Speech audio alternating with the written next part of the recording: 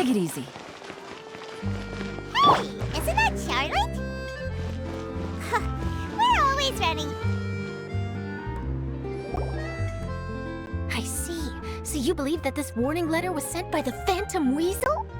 Absolutely. I've said it before and I'll say it again. The Phantom Weasel never acts as you expect. He must have faked his own death 10 years ago using a body double. Now that he's back, I'm sure the guards who worked on his case back in the day are in for a headache, but however this turns out in the end, the one thing it won't be is boring. Couldn't agree more. As a journalist, I'm gonna get a lot of mileage out of this one. Thank you, sir, for your time. Now, whom should I interview next? Huh? Hey! What a coincidence! Fancy meeting you here. Perfect timing. So, the Phantom Weasel's latest warning letter. What are your thoughts? Yeah, this is the first time we're hearing of this one. Could you clue us in? Huh? Oh, sorry. Yes, this case is from a decade ago. I guess you wouldn't know about it. Well, not to worry. You're in good hands because I'm a professional. The story goes like this. 10 or so years ago, a phantom thief became active in the court of Fontaine. Known only as the Weasel, nobody knew his true identity, and the authorities never managed to catch him. Wow, cool! He sounds like one of those mysterious night burglars that you read about in novels. Precisely. Well, except the part where they actually have a good reputation. Our Weasel targeted whatever people held dear, and no one was safe from his predations. He would just as soon steal a necklace from a rich merchant's safe as he would a toy doll given to a commoner child for their birthday. I know. The phantom thieves you read about in novels rob the rich to pay the poor, but this guy did not discriminate. Unsurprisingly, this didn't work wonders for his public reputation. Every man and his dog wanted to see him behind bars. Yeesh. So, did they catch him? Not exactly. There's a good chance that the Weasel would still be at large to this day if it hadn't been for an accident 10 years ago. A magician named Caesar fell to his death in a botched high-altitude escape performance. When the police went through his personal effects, they found a hoard of stolen loot and gadgets used for criminal activities. And that was how the Phantom Weasel's identity was revealed to all. Sure enough, thefts in Fontaine went down after Caesar's death. But today, 10 years on, the notorious thief has once again issued one of his warning letters and pasted it on the gate of the Opera Epiclese for all to see. I had to squeeze through the crowd this morning to get a photo as soon as I heard. Here, it's this one.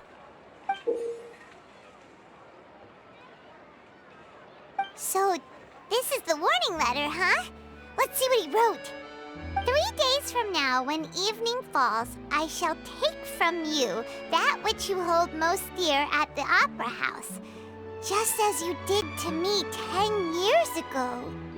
This is, without a doubt, a clear declaration of criminal intent. After years of laying low, the Phantom Weasel is back with a vengeance. What once seemed like an open and shut case has been blown wide open again. But why has he reemerged now? And what does he want? I sense an epic scoop, and I'm going for it. Uh-oh. If this thief will steal anything that other people value, does that mean even we might be targeted? Really? Oh, let him try. In fact, Hyman's gonna eat all our snacks right now. Let's see what he can do about that. Okay, the people have spoken. It's clear that the public are very concerned about the Phantom Weasel's reappearance. Let's see, I've got a photo of the letter, my interview notes. Yep, that should be enough to form the skeleton of my article. It does feel like something is missing, though. Something exclusive. Who should I interview next? I need someone with a more concrete connection to the Weasel. Is that who I think it is? Lyney!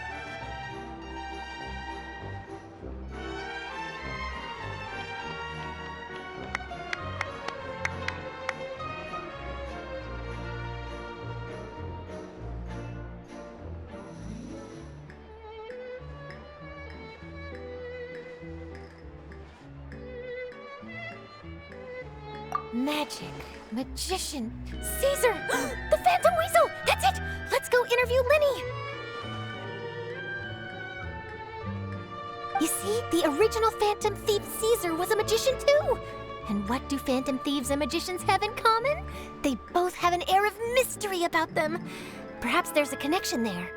Are you serious? What sort of a deduction is that? Oh, relax. My journalistic instinct tells me that an exclusive news story is beckoning. Let's go. No time for delay.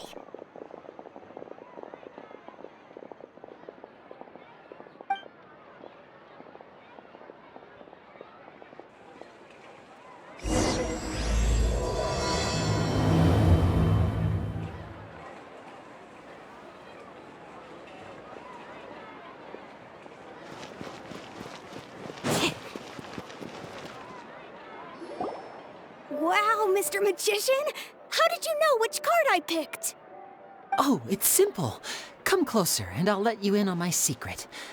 Magicians have a special skill called telepathy, which means we can read other people's minds. Really? Then, what am I thinking now? Well, first you need to relax, because I can see that you're clenching your fist in your mind, as if to say, no, I mustn't let him guess it. Aww. And now you're getting a little flustered. You're trying to find a way to empty your mind, to think of nothing at all. But the more you try to hide a secret, the easier it'll come out. You snuck out from home today, didn't you? You told your family a little lie so you could come out and play. Now, that's not a good habit. You can tell? Oh boy, you really can read my mind. Of course. Oh, and that's the end of my performance. You should really be heading home. Remember to apologize to your family, all right? They must be worried about you. All right, got it. Bye, Mr. Magician.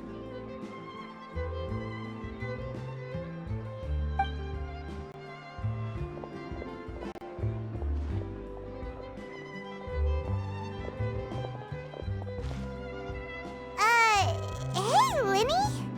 Why, hello. We meet again. Are you looking for me? What's the situation? Well, why don't you guess, Mr. Telepathic? Oh, please. You didn't believe that spiel, did you? The power of telepathy is quite beyond me. I'm sure that child would beg to differ. Seemed like you were right on the money. That was nothing more than a little trickery. I made an educated guess based on his micro-expressions. That, plus the fact that he was the only kid here without his parents, and he looked as guilty as sin. He made it easy for me. You guys, on the other hand, let me guess. Don't tell me you're here for the Phantom Weasel, are you? Wow, got it in one! Is this more of your trickery at work? Wait, really? No trickery this time. It was pure luck. His warning letter's been the talk of the town, so I figured that maybe you were asking around about that. Bingo! I plan on writing a column reporting on the latest news about the Phantom Weasel.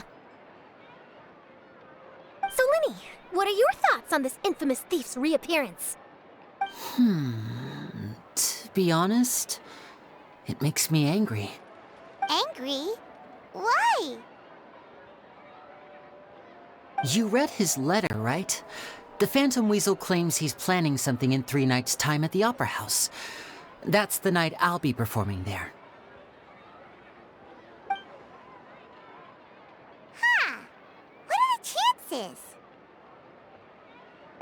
Wait a minute, you don't think he's after you, do you? Well, if he is, then his warning is clearly a direct challenge to me personally. And if he's not, then it's still going to be a huge headache for me. The mere mention of the Weasel's name is enough to scare people off. So once the contents of that letter get out, barely anyone will be showing up to watch my show. But I've been preparing for this for a long time. I'm not about to let him ruin my big day. This leaves me with only one choice. I have to expose the Phantom Weasel's identity before the show begins. Really? So what you're saying is, we might get to see a live duel between a famous magician and an infamous thief? Wow, this has exclusive written all over it. To be honest, I'm not sure if I'll emerge the victor. The Phantom Weasel is a notorious crook, infamous for his inscrutable methods. You're being far too modest, Lyney. I think your magic tricks are even more inscrutable than those of a thief. Thanks for the compliment, though I have to say, I don't care much for the comparison. A lot of people liken magicians to thieves because we both have the ability to make things disappear without the person noticing. But there's an important difference that these people overlook. Allow me to demonstrate with a quick magic trick. Here, I have a flower, just an ordinary flower that was picked not long ago. Watch it carefully now. 3, 2, 1. It's gone! That's the question. Where did it go? Therein lies the difference between us. Thieves make precious things disappear, but only magicians make them reappear. If I could now invite you all to check your clothes, there might be a surprise in there somewhere.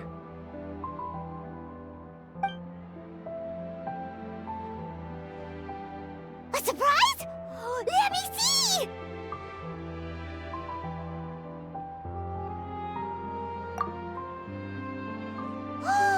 It's right there! But how? You haven't moved this whole time!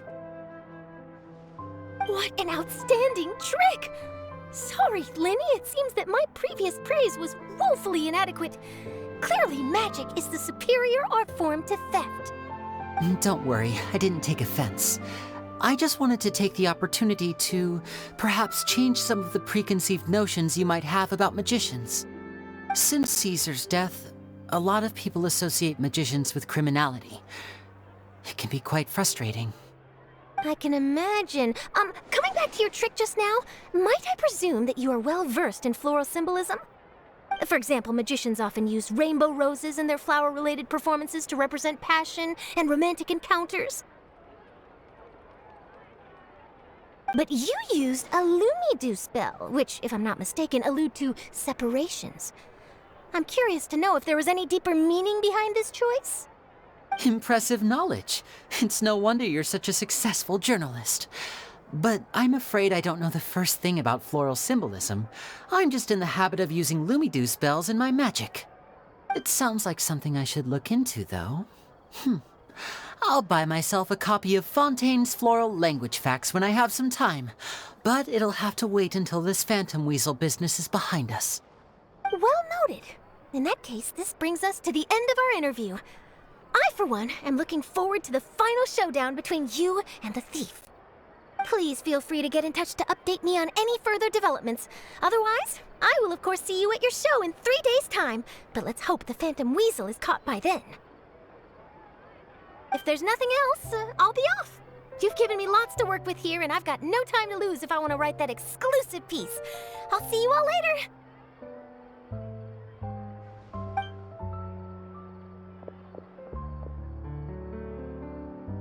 So, Lyney, are you gonna tell us how you did that flower trick now?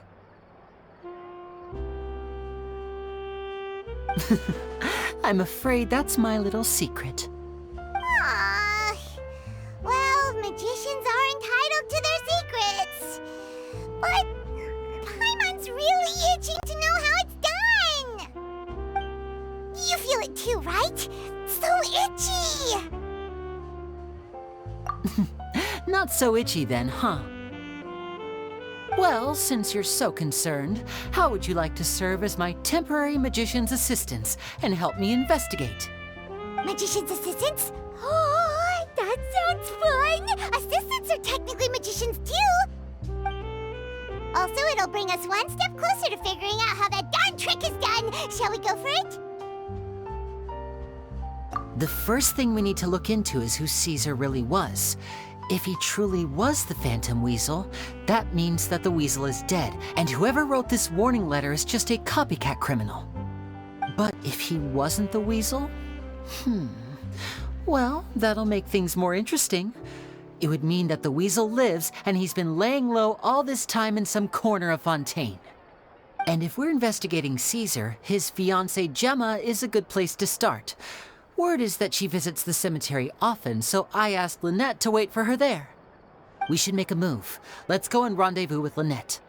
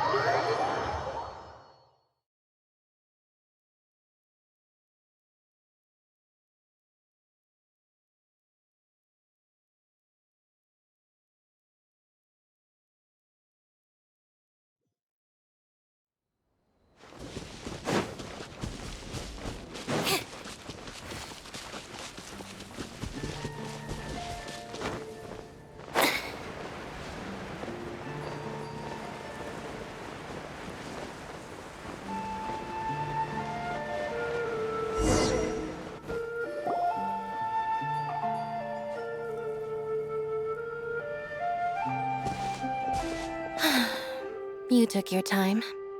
Sorry, I bumped into the Traveler and Charlotte en route, and we ended up chatting for a while. It's been a while, Lynette.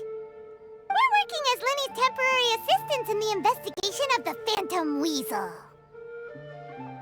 Thank you. It's good to have you helping. So, what's the situation? Have you seen Gemma? Nope. I've been here a while, and she still hasn't shown up. How bizarre. Maybe it was bad intel.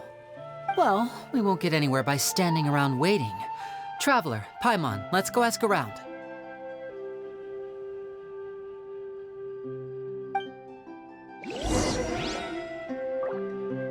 I'll wait for you here and see if Gemma shows up.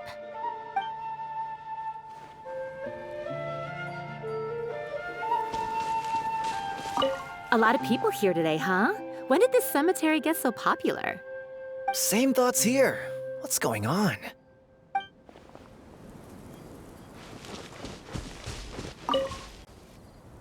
Excuse me, good sir. Do you by any chance know a Gemma?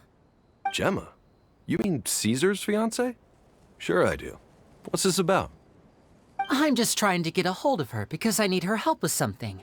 I heard she comes here a lot. Yeah, she does. Poor thing. It's no secret why, either. She's heartsick.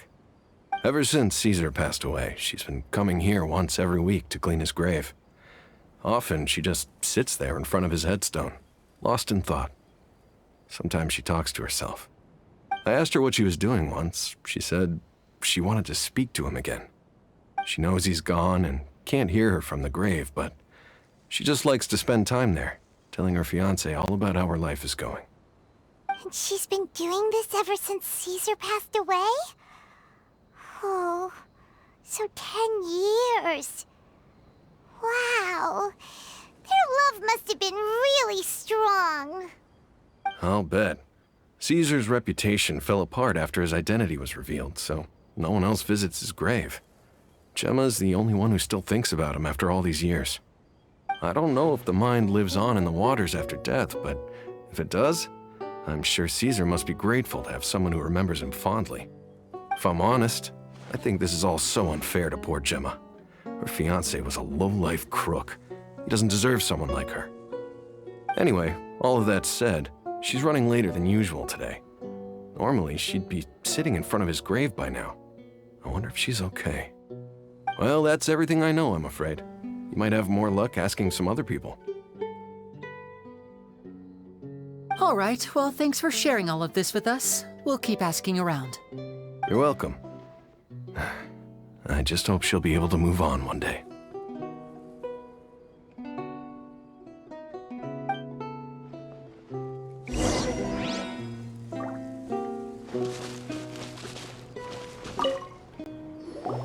Did you hear the news? They're saying the Phantom Weasel's back. You're kidding. Wait, isn't he dead? I don't don't know anymore. All sorts of news flying around nowadays. I can never tell what's true and what isn't. But what if, just hypothetically, I mean, what if this weasel's the real deal and Caesar was framed?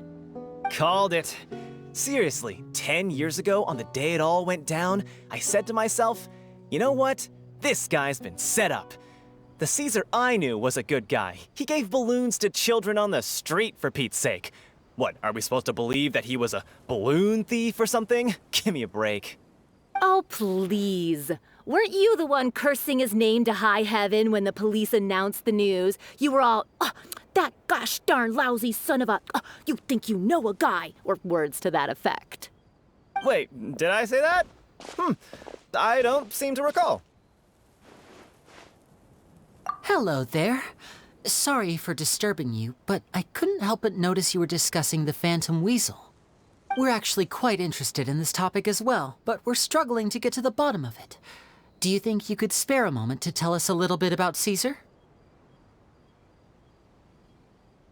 You've come to the right people. Yep, I was there. Back when Caesar used to perform magic tricks on the street. He was a great magician. The best trick I ever saw him do was pop a transparent balloon, only for a whole bunch of doves to fly out from the inside. I was right up close and didn't blink or look away once. But for the life of me, I still don't have the faintest clue how he pulled it off. Really incredible stuff. I saw him perform too. He always used to bring some gifts along for the kids who came to watch his show, and he'd hand them out after he was done. Sometimes, he even got the kids to write their wishes down, and then he'd make the items on the wish list appear in his next show. Huh. He doesn't sound like such a bad guy.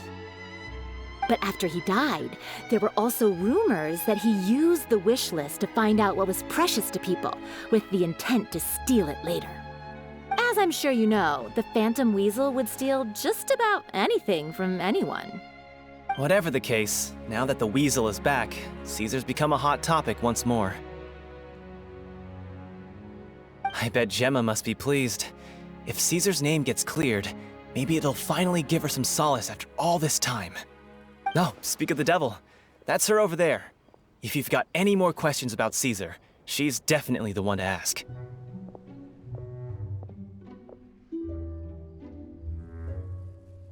So that's Gemma. Is it just Paimon, or does it look like something's wrong? Wait, it looks like she's injured. Come on, let's see if she's okay.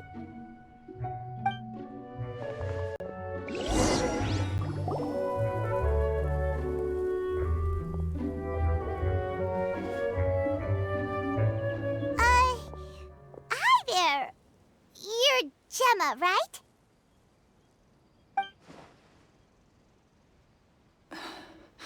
Who's asking? Don't be afraid, we mean no harm. It looks like you're injured. How bad is it? Thanks for your concern, but you didn't answer my question. Who are you, and what do you want with me?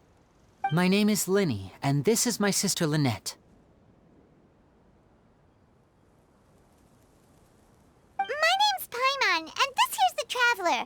We're investigating the Phantom Weasel. The Weasel posted a warning letter this morning. If he still lives, that means that Caesar was falsely accused. You knew Caesar better than anyone else.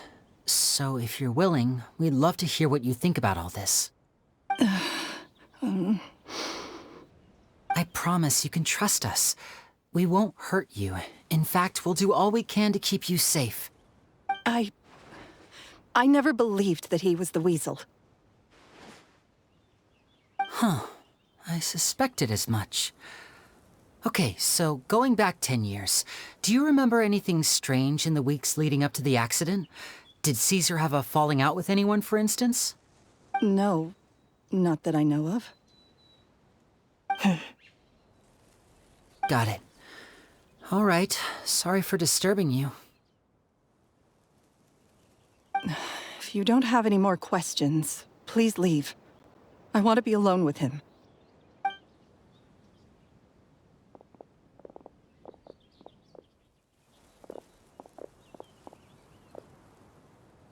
the look on her face, there's definitely something fishy about her.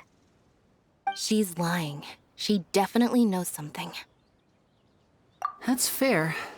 We're just a bunch of strangers who showed up and started questioning her about things that happened a whole decade ago. It makes sense that she'd be wary around us. In any case, I doubt we'll get any further here, so let's call it a day. Meet me outside Hotel de Boer tomorrow, and then we'll start the next step of our plan.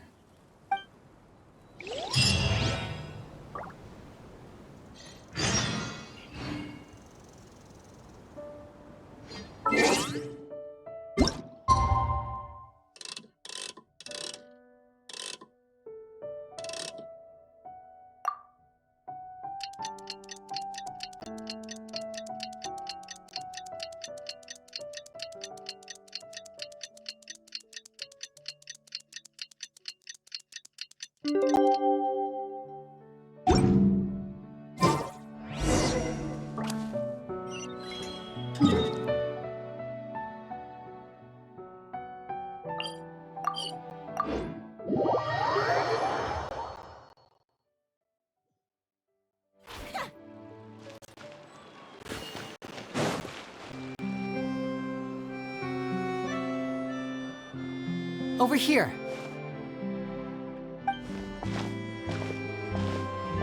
Lynette's not joining us today? I've had her follow Gemma and see if we can make any inroads with her. They should be at a cafe right now.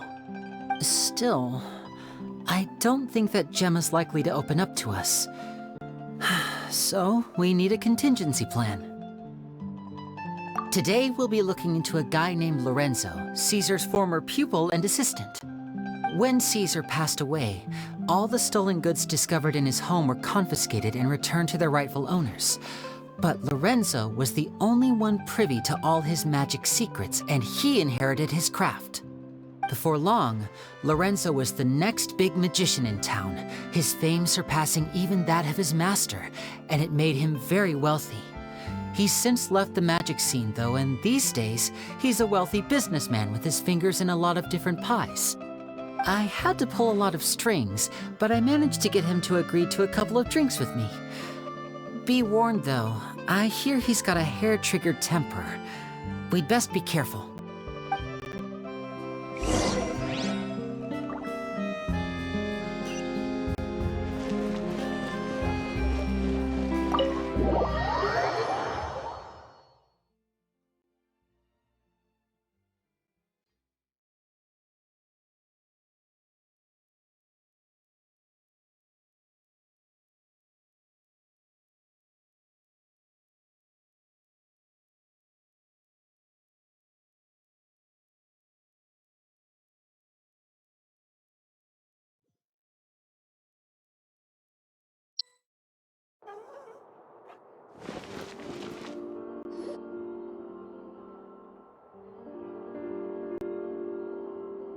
You neglected to mention that you were bringing 2 other people with you. My apologies. These 2 are my assistants. When they heard that I was meeting with the former magic maestro himself, they begged and pleaded with me to bring them along. And if it's no trouble, a couple of autographs would really make their day. Oh, forget the pleasantries, just sit.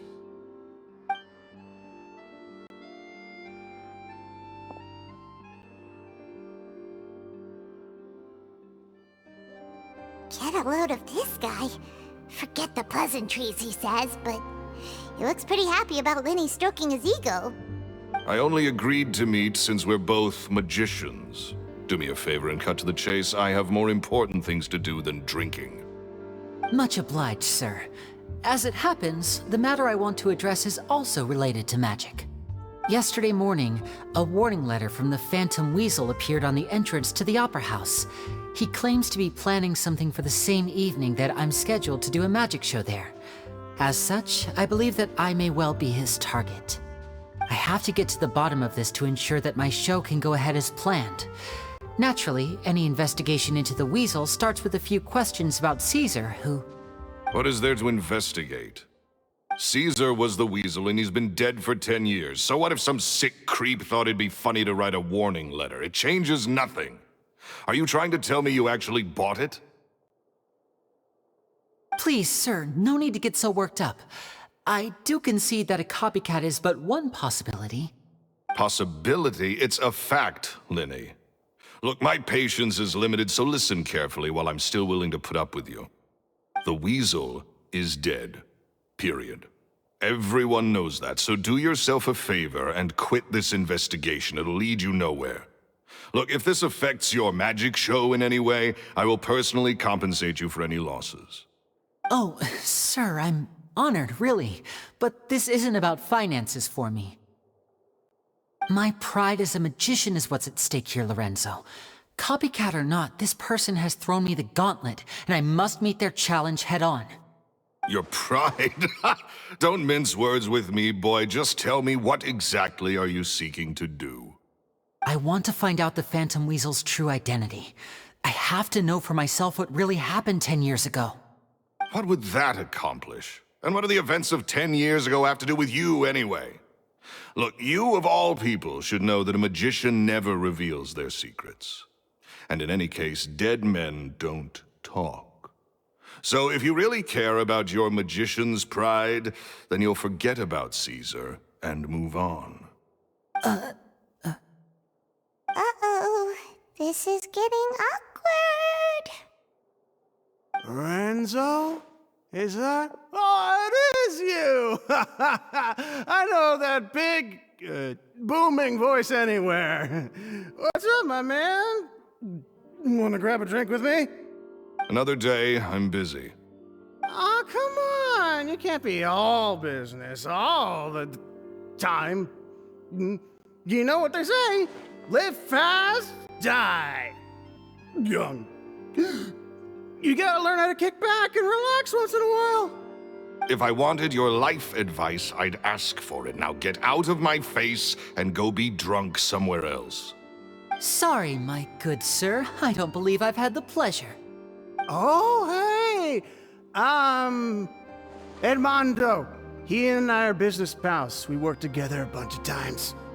This is your first time meeting him? Oh, he's always like this. Foul-mouthed and hard-nosed. Never heard a kind word out of this guy the whole time I've known him. And he wonders why he can't get a girlfriend, despite being, what, pushing 40, 30, something? Anyway, point is, a lot older than when he first got rejected by the girl he was into. And he's still into, from what I hear. Shut up and get out of my face. Another word out of you and you can forget about doing business with me ever again. Do I make myself clear? Sorry, I may have had a little too much to drink. All right, I'm gonna leave. Don't work too hard.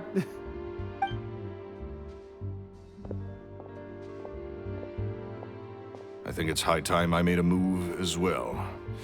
If you really want to investigate this, Lyney, be my guest. But if nothing good comes of it, don't say I didn't warn you.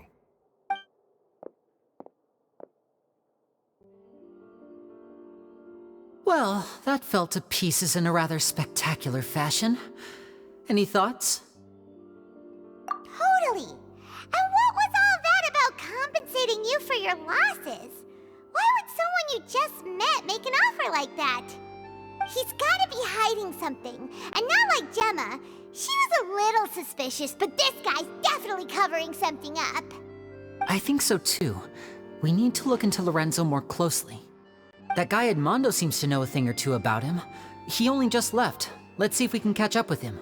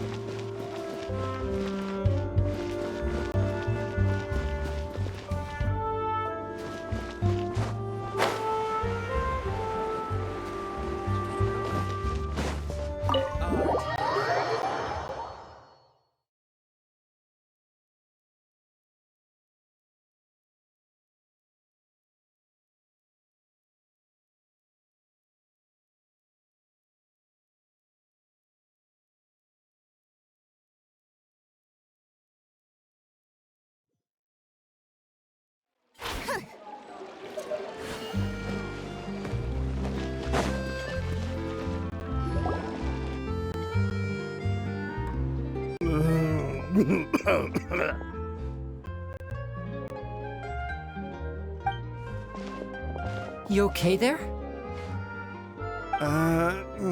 Who are you? Oh, it's you guys. Don't worry about me. I must have had one too many.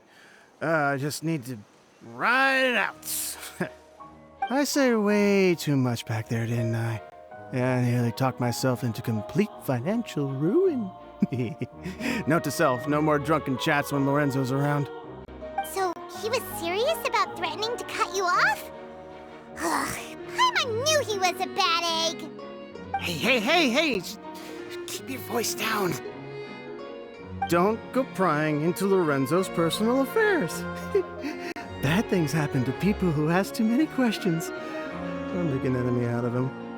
What kind of bad things? Don't even ask. I'm sorry. I'm gonna have to cut this conversation short. I'm not crossing that line again. And take it from me, trouble with Lorenzo is one thing you don't need in your life. You some flare-up back there. I don't know what you said to him, but clearly it touched a nerve.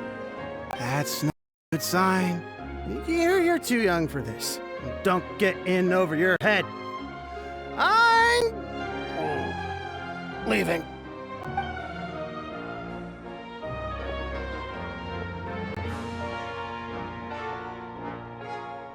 And there he goes. What do we do now, Lyney? Shh. I think we're being watched. Someone was listening in to our whole conversation. Don't say anything and don't look back. Any altercation in the city will attract the guards. We'd better take this elsewhere.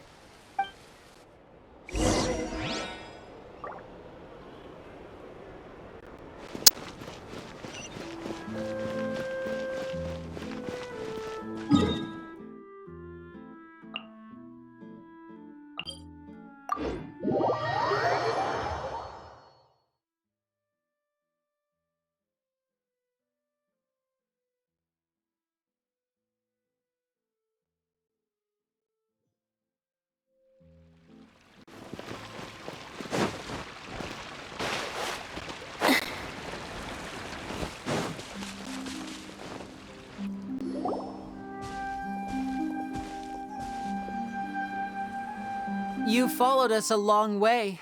Why don't you come out and introduce yourselves? So you're Lyney. And where's your sister? Ain't she with you today? Save us the trouble and go fetch her for us. Let's not drag this out. Paimon doesn't like the tone of your voice, mister! Who sent you, huh? Save your questions, missy. You ain't gonna need answers where you're going. Capiche? Looks like we can't avoid this fight. Now, I'm not the strongest fighter, so I hope you're ready to back me up. Don't worry, we got this!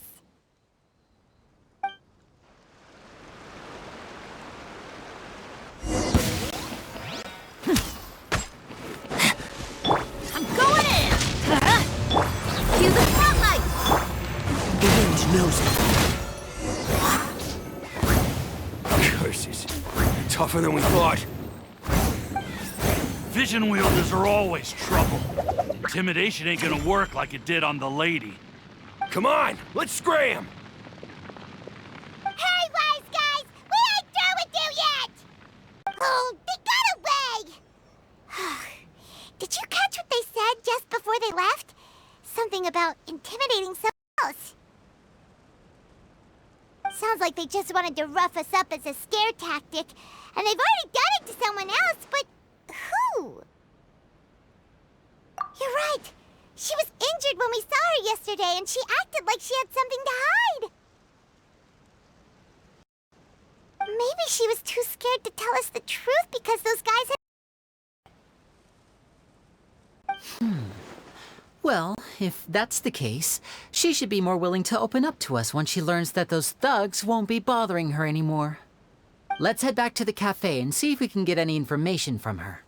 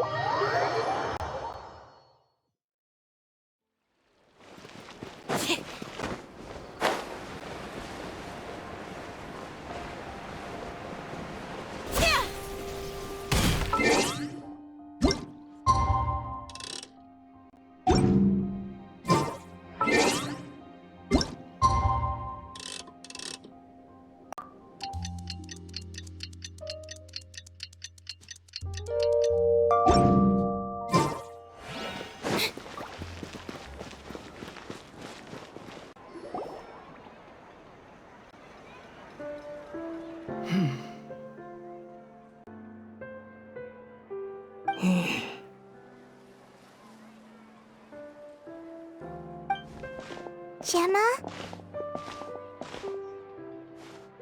You again. What is it this time? We just ran into the men who've been threatening you, and we gave them a taste of their own medicine. So, you can relax now. We're here to protect you. What? Why? I didn't tell you anything. Why would they come after you? Sounds like they're no strangers to you. That's putting it mildly. I know them all too well, and I hate them with every fiber of my being. It's been 10 long years, and still every time I try to look into Caesar's death, they show up and warn me not to do anything stupid. How do I know I can trust you? Do you really think you can get to the bottom of it all? And why are you doing this? I'm afraid I can't reveal all the details just yet, but I can promise you this. I will expose the Phantom Weasel's true identity. Because you see, this is a personal matter of the utmost importance. I give you my word. Trust me. Okay. How can I help you? I've heard that Caesar used to have a magic workshop where he kept a lot of his personal effects. If possible, I'd like to take a look at them. Do you know where it is? The Fleuve Sonde. But the place was sealed up by the police after his death, and no one's been there since. I also know that the Fleuve Sonde is dangerous territory. Lots of hostile groups lurking around.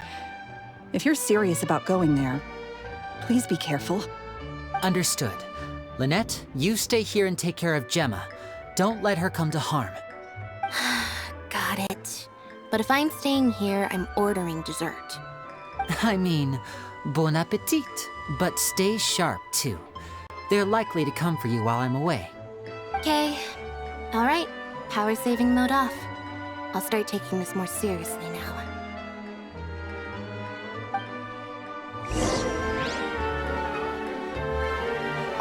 Whatever you do, please be careful. If anything happens to you because you're investigating Caesar, I'll never be able to forgive myself. With me here, nothing will happen.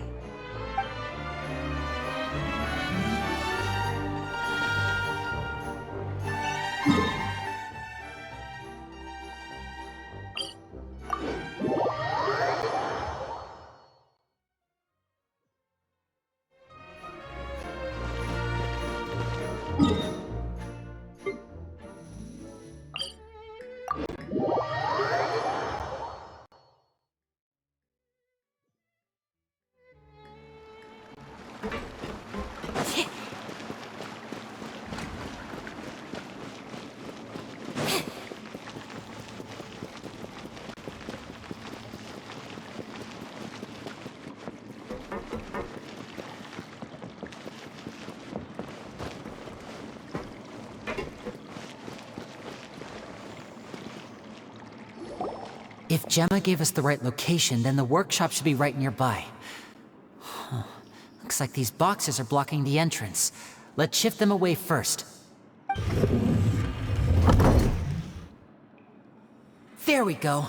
It should be just down here.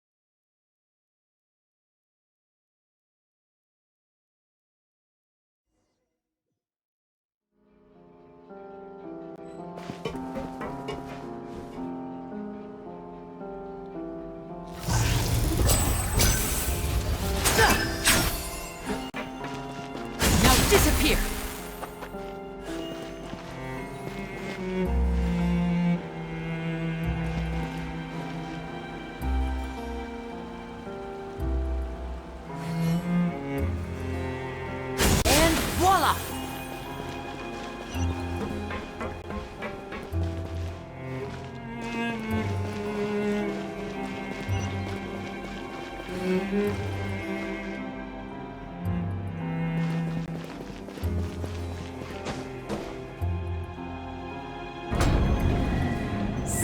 this was Caesar's workshop.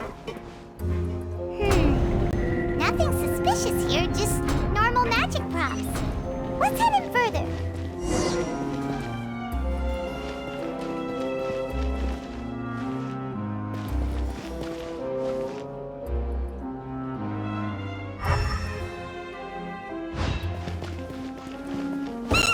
What was that? Oh, is this one of Caesar's gadgets? Guess we must have triggered some sort of device.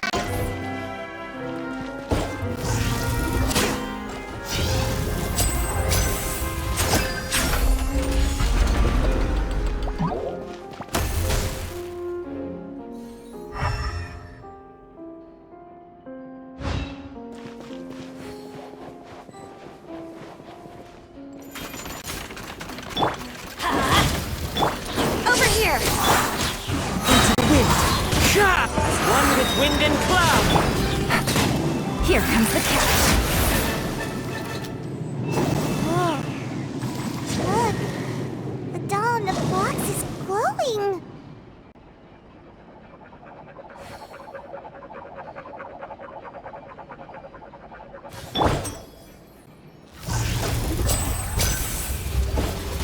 There's something written on the card on this doll. Let's take a closer look.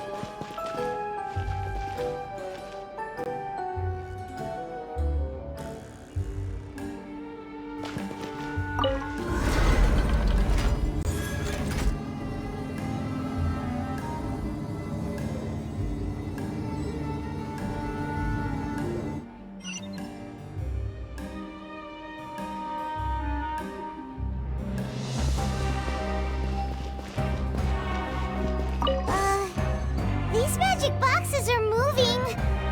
What do we do? One of them looks different from the rest. Let's investigate. Got it.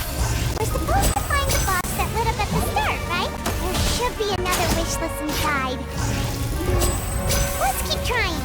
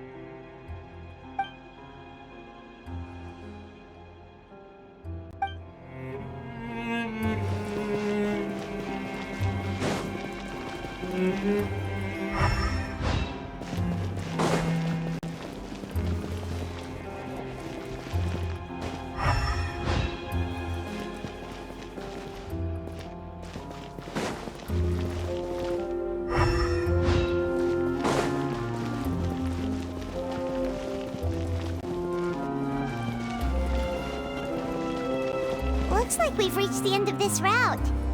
Shall we try a different one?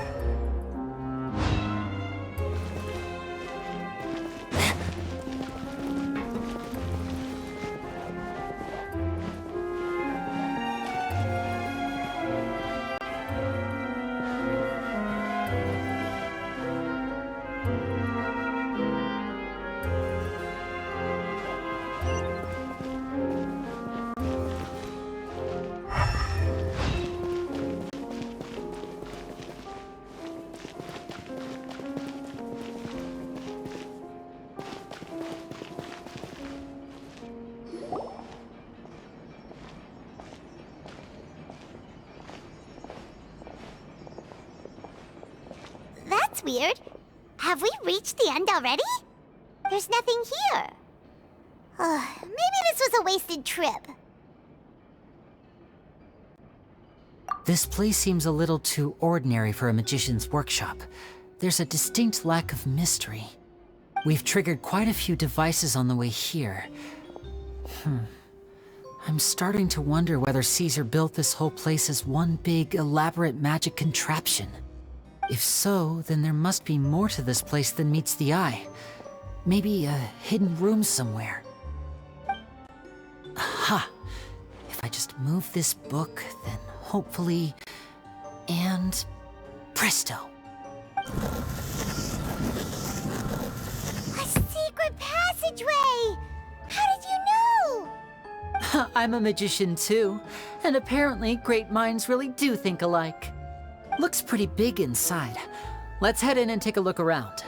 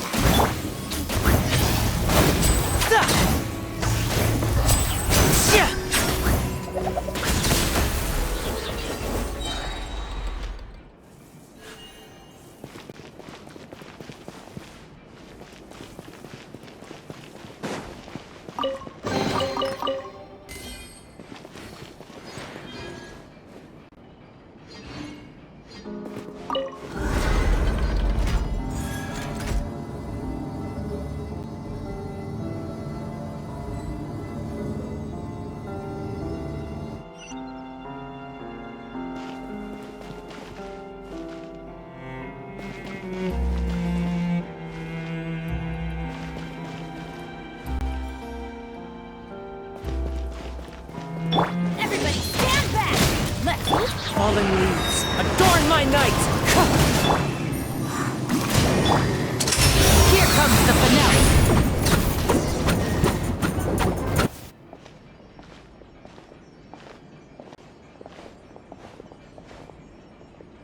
Why have you stopped, Lyney? Is there some device in that box? Huh. It just looks familiar somehow. Let me check this out for a second while you guys go on ahead. If anyone makes a major discovery, let's rendezvous here. All right, see you in a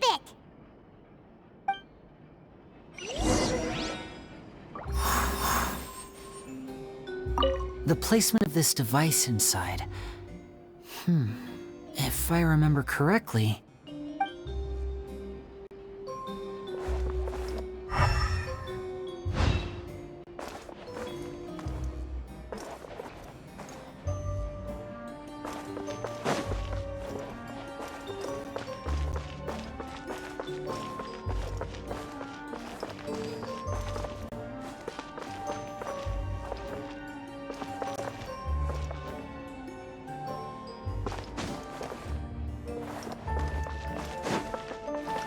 Time to go.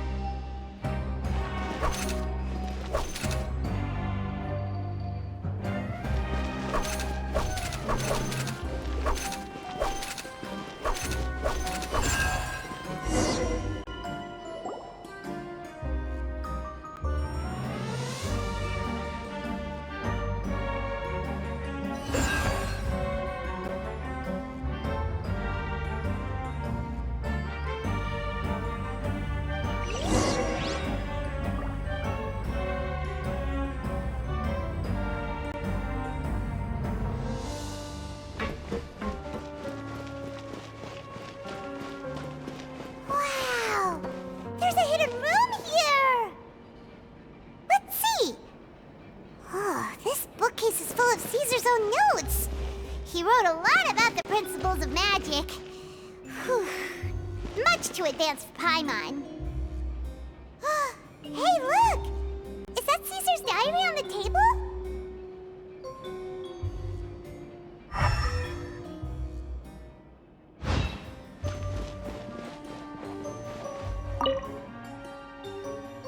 This book's thick as a brick! Let's take a peek inside it, shall we?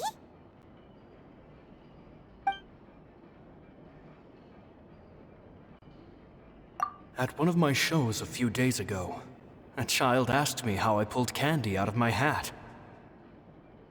As a joke, I told the kid that the hat has a built-in wish-granting machine. Next thing I know, today a whole bunch of kids were pestering me to pull all sorts of things out of the hat. So I told them another white lie. The machine needs time to power up, but in the meantime, you can write your wishes down. Well, they took me up on that offer, enthusiastically. As I write this, I've only just got back from running around all over town, buying the things they wanted. Boy, are my legs sore. I wound up saving very little this month, but that's not a major issue.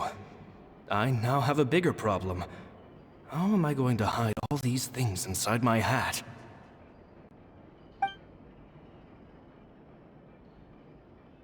Two children came to talk to me after today's show. I don't know why they were out on their own. They looked much too young to be unsupervised. I do hope they got home safely. Anyway, they said that they wanted me to teach them how to do magic. It's not uncommon for children to ask this, of course, but I've never seen any of them as serious about it as these two. I told them that learning magic is very hard work, but that didn't faze them at all. It's like they already knew. They seemed so committed. I couldn't turn them down.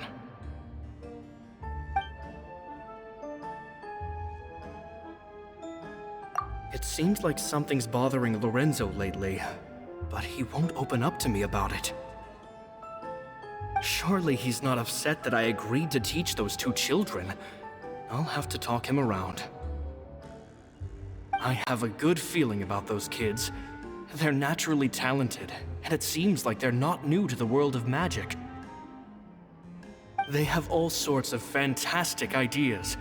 All I'm really doing is helping them develop a more professional standard training plan. They wanted to call me Master, but I told them they absolutely mustn't. Any magician worth their salt could have taught them what I have. They're the geniuses here. Compared to them, I don't deserve to be called any sort of master. With time, I have no doubt that they could become far greater magicians than I.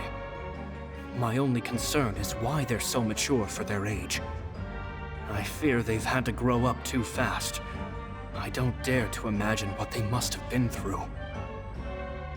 Gemma thinks so too. She doesn't like being around them. Says that their eyes are too piercing. They don't bother me, but then again, I've never been the sharpest tool in the shed.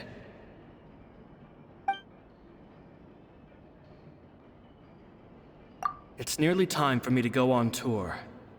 I asked the two kids if they'd like to come with me, but they shook their heads. I once overheard them talking about their father and their mission.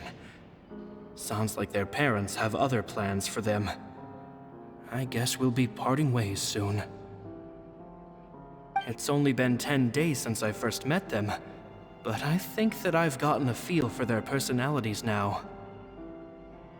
They're very tough, but also very cautious, and they trust no one but each other. This, I fear, is not a good habit to have. They hide things from me too. For example, when I asked them where they live and why they wanted to learn magic, they lied. That's the thing about children. Whenever they're trying to cover something up, it always shows somehow. I can sense that their lives have been hard, possibly even dangerous too. They're not like other children. It's a shame that I can't do more to help them. After thinking things over, I decided to tell them a bit about how I see the world. It's full of lies and falsehoods, and that is why we must find our own truth. P.S. I hope they won't find my nagging annoying. Children are so opinionated nowadays. Will it do them more harm than good for someone they've only known 10 days to lecture them like that? P.P.S. Maybe I'm overthinking this. Children aren't interested in grand philosophies. It probably just went in one ear and out the other. I bet they've already forgotten every word I said. Oh, Caesar, Caesar. Just mind your own business next time.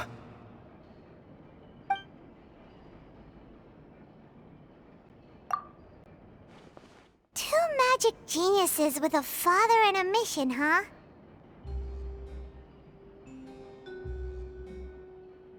Sounds a lot like he was writing about Lyney and Lynette, don't you think? So did they meet Caesar when they were kids? Let's go ask Lyney!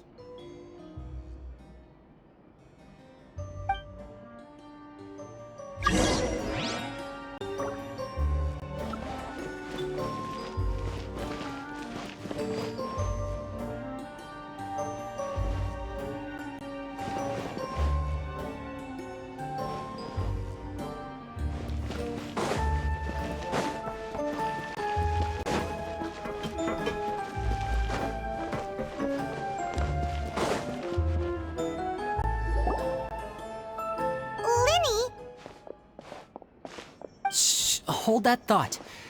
As I expected, there's a lot of fishy things going on in this place. Fishy? Uh-oh, what have you found? All in good time. Before we go over our new leads, I want to tell you how a high-altitude escape is performed. First, the magician slots themselves into a magic box in full view of the audience. The box is then suspended high in the air, and a short while later, the base automatically opens. At this point, a dummy will fall out of the box, but it looks real enough to grab the audience's attention, and they start wailing and screaming. Meanwhile, the real magician, who has by now blended into the crowd, waits for a good moment to make their appearance and put on a hysterical performance. Oh no! Is that me? Did I just fall to my death? Very vivid description. Paimon can really picture it. And then what? The audience's gaze then turns to the magician, and by the time they realize what's happened, the dummy has vanished, as if everything that just happened was some sort of shared illusion. Of course, that's just how I think the process should work, theoretically speaking. The inventor of this trick never performed it successfully. When the box opened, Caesar was the one who fell out, and not the dummy. He fell right to the ground from the highest point of the opera house. No one could hope to survive that fall, not without a vision at least. And no one else has ever attempted this trick since. My understanding of how it works is just based on what I could gather from his notes and the relevant gadgets here in his workshop. So Caesar's famous high-altitude escape has never been done, huh? Paimon was about to say how cool it would have been to see it in person, but if it's that dangerous, it's probably for the best that no one else tries to do it. Wait a second. So if a dummy's supposed to drop out of the box, then where does the real magician go? How does he get out? Glad you asked. That brings us to the secret of said box. This box right here is the one that Caesar constructed himself to use in the performance, and it's not as simple as it looks. Inside, there's a device that only the magician himself would know about. Once the magician's inside and the box is lifted up into the air, the audience's view of the box is fixed at a certain angle. From where they're standing, they have a clear view of the front, sides, and bottom, but the back and the top are now no longer visible. At this point, the magician presses a button inside the box, opening a secret door out of view. He then escapes through this trapdoor onto the opera house roof, waits for the dummy to fall and distract the audience, and quietly returns to ground level. That's way simpler than Paimon imagined. Even Paimon could probably do it. Well, there's a little more to it than that, of course. The hardest part of this trick is controlling the audience's mood and reactions. That takes an exceptional degree of showmanship. There's the falling dummy, the miraculous reappearance, the pompous performing. Maybe the magician would even have themselves tied up before it begins to strengthen the impression that there's no escape. Many days and nights of careful research and painstaking practice would have gone into this, all culminating in a performance just a few minutes long, but one that still manages to transform the shock and grief of a tragic accident to the joy and laughter of a mesmerizing magic trick. Caesar was a highly accomplished magician, but unfortunately, even he didn't manage to pull it off. So, how did it go so wrong? You said you found some fishy stuff here. Have you figured out what really happened? I can make a pretty good guess. I looked into the case files. The magic box Caesar was using at the time of his death had the secret button I mentioned positioned on the right-hand side. And sure enough, he always used his right hand as his dominant hand in public. Okay, nothing suspicious there. But here's the strange thing. Most of the devices in this workshop have the mechanism on the left-hand side, including this box right here, which leads me to believe that Caesar was in fact left-handed. Because a magician can't afford to have their most basic habits stand out too much. People naturally focus their attention on the most important details of the task or situation at hand. But a magician needs to be able to redirect an audience's attention at will, so as to avoid arousing their suspicion. The essence of magic is getting people to believe a lie. If even the truth raises eyebrows, the falsehoods become all the more difficult to mask. And so, Caesar trained himself to use his right hand to align with his audience's expectations. Great magic always requires sacrifices. But in his most stressful and nerve-wracking moments, and when no one was watching, reflex would kick in and he'd use his left hand. That's why he set his gadgets with the mechanism on his left. Exactly. I think that's likely what happened. Caesar would have been under a lot of time pressure during the escape. He'd have had mere seconds to open the hidden compartment, retrieve the dummy, then open the secret door and make a swift escape. But I'm sure he was confident. He would have rehearsed countless times to the point where it was second nature. He'd barely need to think about what he was doing because muscle memory would guide him through. So he opened the compartment, took out the dummy, checked everything was in order, and then went to leave. With his left hand, he reached for the button, and suddenly, his heart skipped a beat. It wasn't there. Much like when you reach for your keys but find your pocket empty, his mind needed a moment to process what was going on. Instinctively, his left hand would keep feeling around for the missing button, maybe for another second or two, until the bottom of the box gave way. With the stakes being as high as they were, just a 2-second delay cost him everything. The authorities would find nothing suspicious and conclude that his death was due to his own error. When in reality, someone switched the boxes, and they did it to murder him. But how would they be able to make the switch without being noticed? That would be difficult to pull off, no? It would have to have been someone who knew that he was left-handed, and who could move his props around without arousing suspicion. Someone who was always by his side. Isn't that right, Lorenzo? You just couldn't let sleeping dogs lie, could you? There's not a lot of people who'd go to all this trouble for some magician who died 10 years ago. I didn't want to have to do this, you know. Silencing you the hard way just creates more problems for me to deal with. But I gave you your chance. I hoped you'd do what's good for you and back off like the lady, but you disappoint me. You mean Gemma? So you are the one who's been threatening her! Yes, although however stubborn she might be, she was never much of a liability. But you people, you never even knew him, but for some reason you just wouldn't drop it. Which is why you can't leave this place alive. Take them out, and make it quick. Do your worst!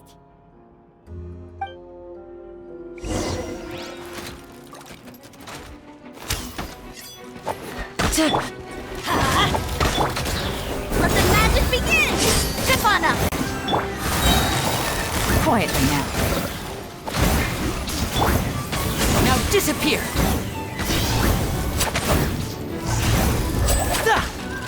Teamwork is dreamwork!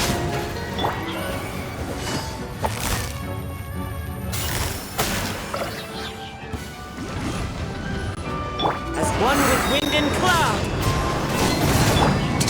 A round of applause! Step right up!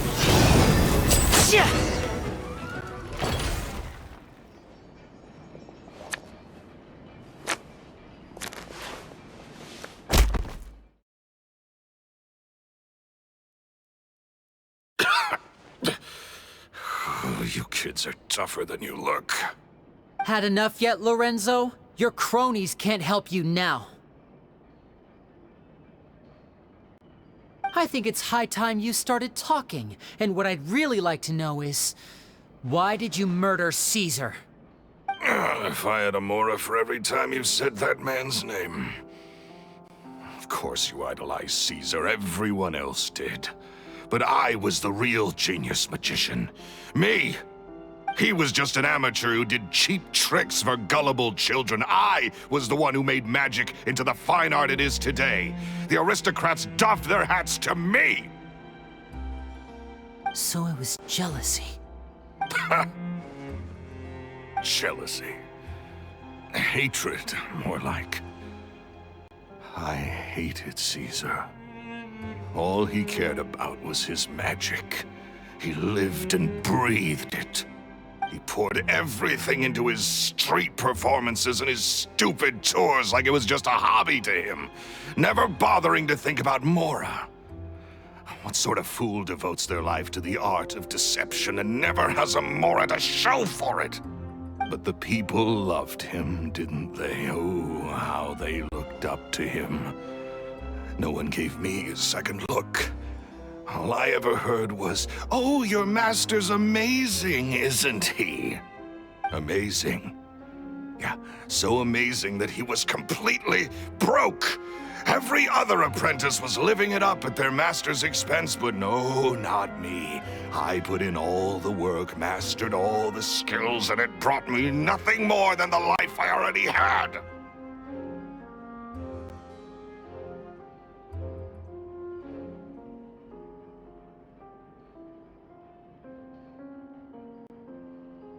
He forbade me from using magic to trick people out of their Mora. There was nothing he hated more than that.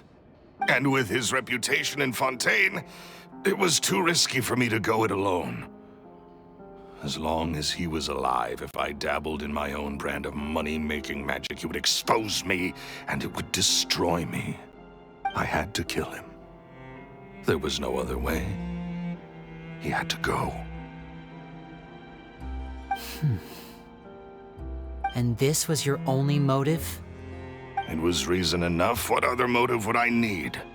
Well, I was under the impression that there might have been other factors at play. For instance, maybe you were in love with Gemma, but she was engaged to Caesar. In love with Gemma? Don't be ridiculous. Guess I was wrong about that then. Next question. Are you the Phantom Weasel? I am. Caesar was so strict with me. He insisted that his way was the right way, that the sole purpose of magic was to bring joy to the world. I never bought into any of that. I was more interested in the practical value of magic. Sure enough, it helped me fill my pockets with all kinds of valuable treasures. Oh, yeah! Charlotte told us that the weasel would steal whatever people valued, no matter how much it was worth. That's just how it looked from the outside. What would any thief want with second-rate loot? I've only ever targeted high-value items. I stole cheap things as a way of practicing my craft. It was other people's overactive imaginations that conjured up the preposterous image they then dubbed the Phantom Weasel. So, that's the story, huh? Well, I hope you're ready to tell it all over again during your trial. What choice do I have? You're a pack of wolves, and you've got me between your jaws. You've seen what's here, and my last-ditch effort to stop it getting out has failed. What else can I do? So be it. I've enjoyed power and wealth for the last 10 years, the likes of which Caesar could never give me. I wouldn't choose for things to end this way, but I regret nothing. Very well. In that case, I'll contact the guards. Traveler, Paimon, keep an eye on Lorenzo for me. I'll meet you just outside the workshop when I'm back.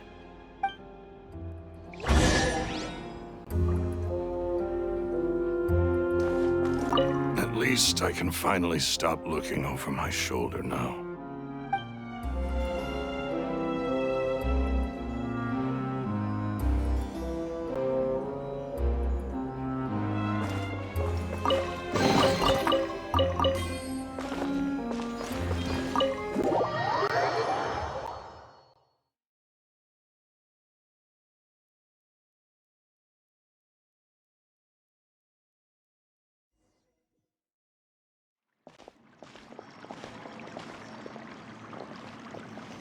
Lyney has told me the whole story. Lorenzo, do you confess to the murder of Caesar and to framing him for the Phantom Weasel's crimes? Look who's finally developed a conscience. What kind of disciple murders their own master? I hope it was worth it, because there'll be hell to pay.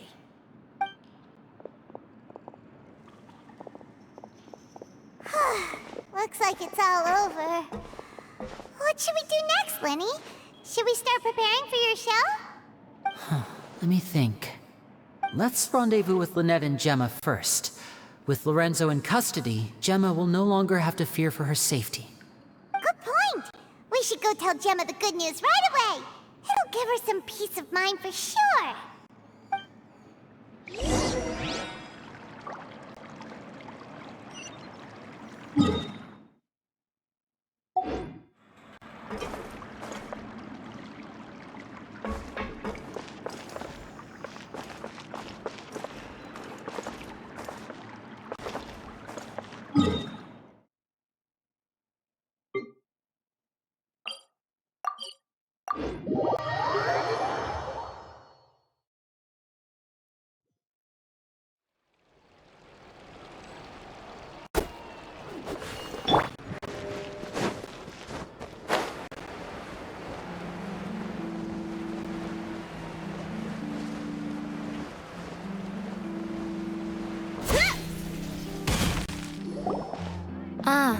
you're back.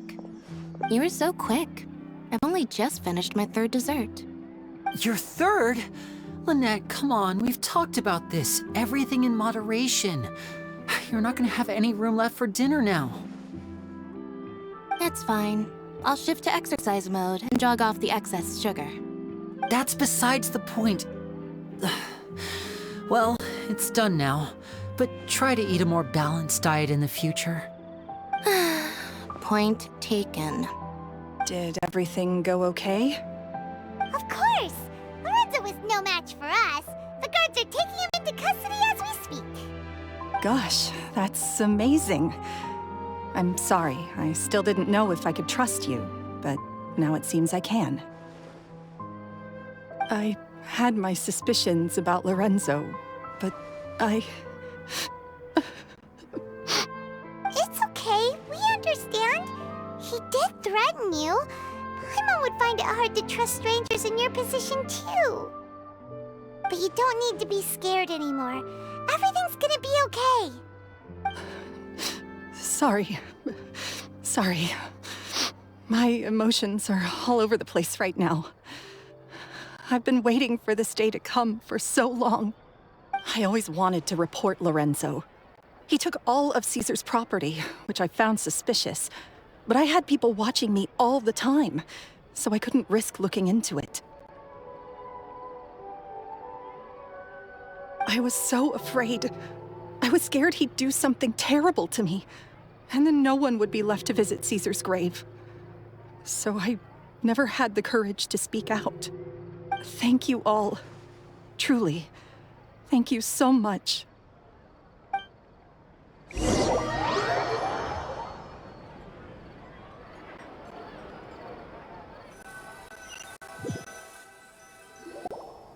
Thank you all for clearing Caesar's name. I never would have guessed that Lorenzo was the real Phantom Weasel. He never showed any signs that there were problems between him and Caesar in public. From the outside, it looked like they got along great. And to think that lowlife's been living life to the fullest all this time, while Caesar's name was getting dragged through the mud. It's a travesty.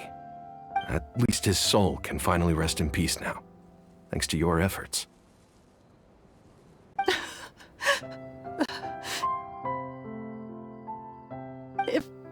If only I'd realized before it was too late. Don't blame yourself, Gemma. This isn't your fault. Yeah, you still have the rest of your life to live. Caesar wouldn't want to see you spending it feeling guilty. Cheer up, Gemma. My brother's doing a magic show at the Opera House tomorrow evening. Would you like to come along? It might raise your spirits. This show will be a special one. We're holding it in Caesar's honor. In Caesar's honor? Really? Oh, thank you. I'll be there. Great. We'll see you tomorrow evening. Traveler, Paimon, don't be late. Don't worry, we'll be there. No way are we gonna miss out on a free magic show. Wait, Paimon feels like we're forgetting something. Oh yeah, Caesar's diary! We never found out if the two kids Caesar taught magic to were Lyney and Lynette or not. Lyney changed the topic back in the workshop, so we didn't get a chance to bring it up. Oh well, guess we'll just have to ask Lyney tomorrow evening. I've spoken many choice words about Caesar over the years. I'm so ashamed of myself now. He was such a good man.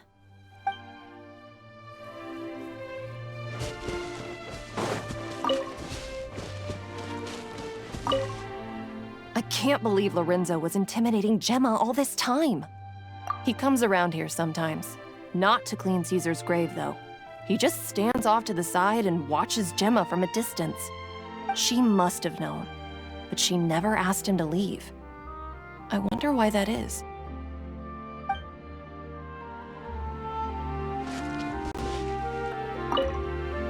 It may take some time, but Caesar's reputation will be restored now that the real culprit has been captured. Looks like Gemma chose a good man after all.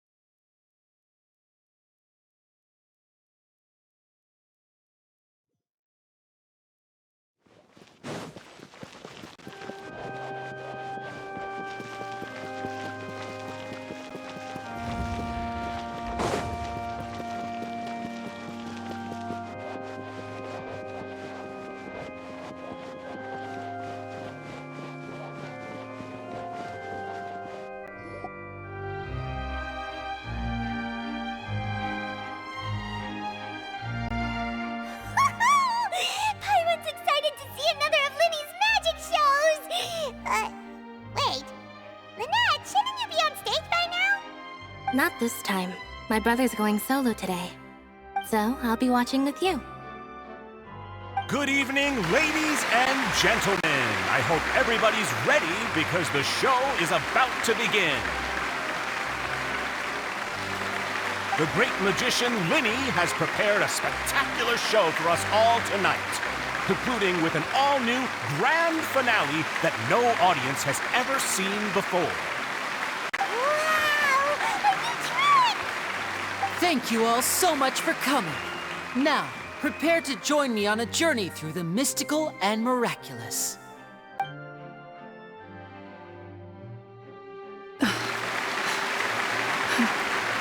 Exciting stuff, isn't it? Yes, it's just... It reminds me of him. No wonder. Caesar was a famous magician too. So, how did you two first meet, Gemma? Well, I was out on the street once, and I saw him performing for little children. Children love magic, because they're willing to believe in things that can't be rationally explained. Caesar had this amazing way of bringing them into a dreamlike world. And somehow, I felt drawn to him too. So I went up and asked him to do a trick for me. Aw, that sounds so romantic. What trick did he do? It was with a flower. He took it in his hand, snapped his fingers, and it magically appeared on my head. I was so happy that day. No one had ever given me a flower before that. Oh, that's so cute! Actually, now that you mention it, Lyney's done that one before. Is that right?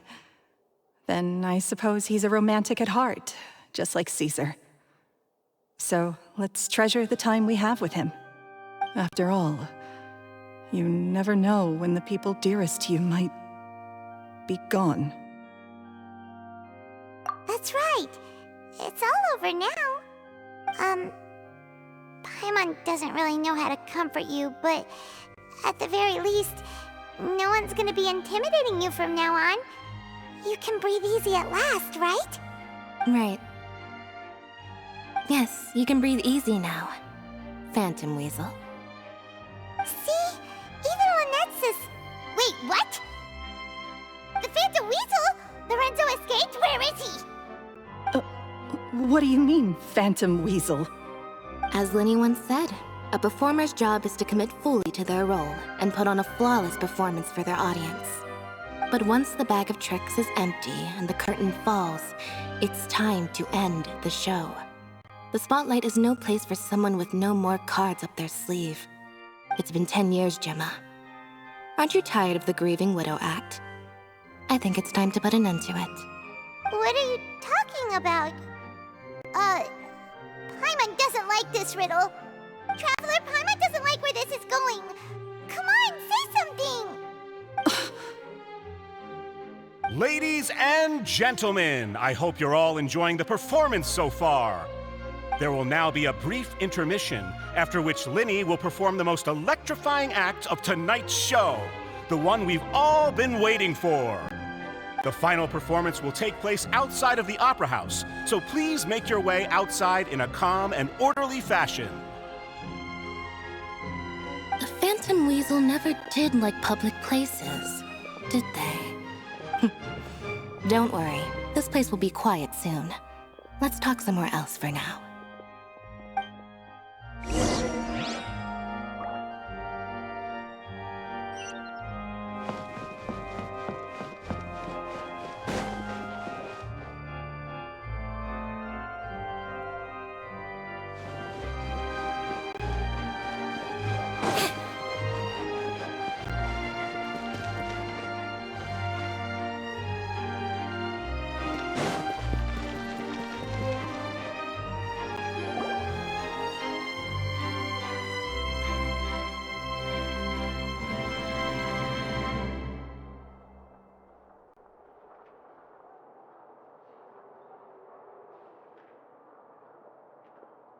Dear me, this is awkward, isn't it? And unfortunately, I'm all out of gadgets, so I'm afraid I can't do any tricks to liven up the mood. This is a big mistake for a magician to make, but thankfully, I do have a backup plan. Now, who wants to hear a story? Lyney? Don't we have more important things to address right now? Lynette accused Gemma of being the real Phantom Weasel a moment ago. Oh, what the heck's going on? All in good time. Magicians are good at guessing what people are thinking. I know the questions you want to ask. And as it happens, the story I'm about to tell might answer a few of them. Really? Well then, let's hear it! Paimon's dying of curiosity here! Let's go back to the very beginning. A decade ago, when the Phantom Weasel was terrorizing the court of Fontaine. She never missed a target, never left a trace, and no treasure was safe from her thieving hands. But as her infamy grew, so did the readiness of the police, and her opportunities to act became ever fewer. Every day, she ran the risk of being exposed for who she was. Of course, she could not simply take this lying down, and before long, she found her ticket to freedom. She would create a scapegoat, a false weasel to close the chapter on her behalf. After weighing her options, she set her sights on a renowned magician, Caesar. After all, magic and theft shared enough similarities for people to buy the story when the truth came out. So then what? Being the master deceiver she was, the weasel easily earned Caesar's trust. Now, all that remained was to frame him for her countless crimes. But as she was considering how to make her move, she noticed Caesar's aggrieved pupil, and a new thought entered her mind. Maybe I don't need to get my hands dirty after all. At her encouragement, Lorenzo tampered with Caesar's magic box, causing him to fall to his death. Afterwards, Lorenzo seized his master's property, and the Weasel set about tarnishing Caesar's reputation. 2 co-conspirators committed the perfect crime.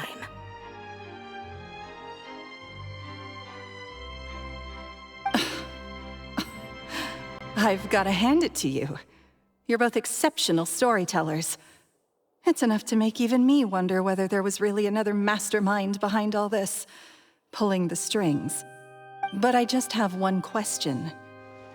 You seem to think that I am the villain in this tale. What's brought this on, Lyney? Is it something that Lorenzo said? Don't worry, Lorenzo said nothing at all. But I never believed that he was the Weasel, and in fact, my investigation only made me more certain of that. He was too forthcoming with his confession, as if there was something else he was trying to hide. How disappointing. So you'd sooner trust Lorenzo than me, even without a shred of evidence? A magician is an expert at playing the audience to get the result they want. And I have no doubt that you, Gemma, are equally talented in this regard. With a little help from Lorenzo, you put on a very convincing performance. The lovesick fiancé, whose devotion to her betrothed is unshakable, even under threats of violence. Caesar was maligned and hated by all for 10 years, but you? Everyone sympathized with your plight. Who would suspect for 1 second that the lovely young lady always seen weeping in front of Caesar's grave was actually the mastermind behind his demise? No, not that poor lady. Perish the thought. Wait, so you mean the whole intimidation thing was just a hoax? Gemma and Lorenzo were both in on it? But why would Lorenzo agree to that? And why didn't he sell her out even at the end instead of admitting to being the Weasel himself? Yes, why indeed? Maybe Gemma herself could enlighten us on that question. Well, Lyney, if you're so confident in your version of events, then I think the answer should be obvious. Having killed Caesar with his own hands, Lorenzo was plagued by overwhelming guilt. Revealing the Phantom Weasel's true identity would serve no purpose. But if the Weasel remained free, then she could take care of Lorenzo's loved ones. An excellent answer, though sadly a little dull. Is that right? Well, don't let me bore you. If you'd care to change the topic to something more interesting, I'd be much obliged. As a matter of fact, there's one thing I'd really like to understand. Why would the real Weasel have targeted things that only have value to other people? Could you shed any light on that? Of course.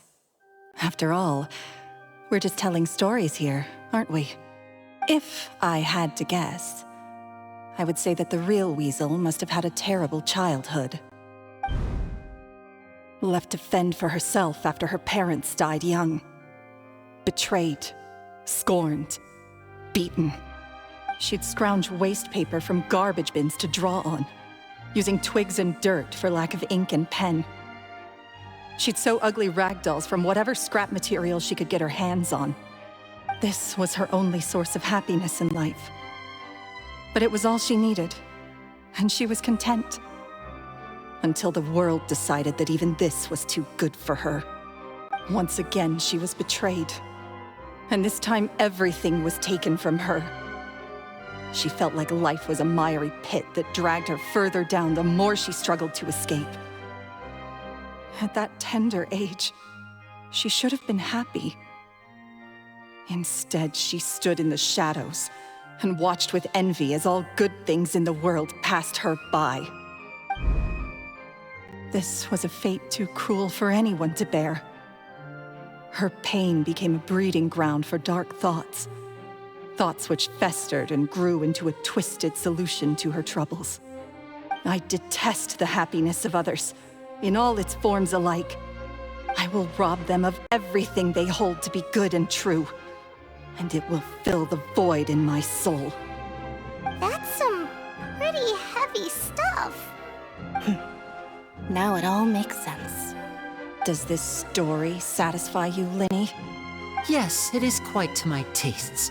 Thank you for helping to clear up my confusion. Huh. That's right! What drove you to write that letter, Gemma? What were you trying to achieve there? Because without that, none of this would have ever come to light! She didn't write the letter. After 10 long years, I'd hoped that the Phantom Weasel would be consigned to the history books by now. But it seems like someone still wasn't ready to let her finally be at peace. Lyney. Or should I call you the Phantom Copycat now? You were the one who posted that letter outside the Opera House. But why?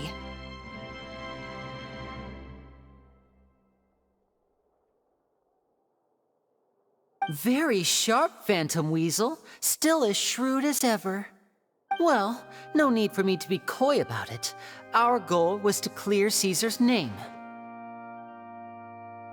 The most straightforward way to change the public's impression of Caesar was to force the Weasel to show themselves. That's it? You had no other agenda? Of course we did. We made it quite clear in the letter, I believe. I shall take from you that which you hold most dear, just as you did to me 10 years ago. 10 years ago? You mean Caesar's death? You met him? Wait. Oh, I get it. You were those two obnoxious kids. It's been so long, and you're all grown up now. I didn't recognize you. He taught you magic back then, didn't he? For what, 10 days or something? And you went to all this trouble. Why? Because you feel like you still owe him something? We remember all our debts, however great or small. 10 years ago, Caesar's reputation was torn to shreds, and his legacy was thrown out. 10 years on, and no one cares what the truth is anymore. But we did not forget, and so we came to find you. And? What exactly did you take from me? I'm still standing, as you can see. Lorenzo has admitted to everything. I'm free.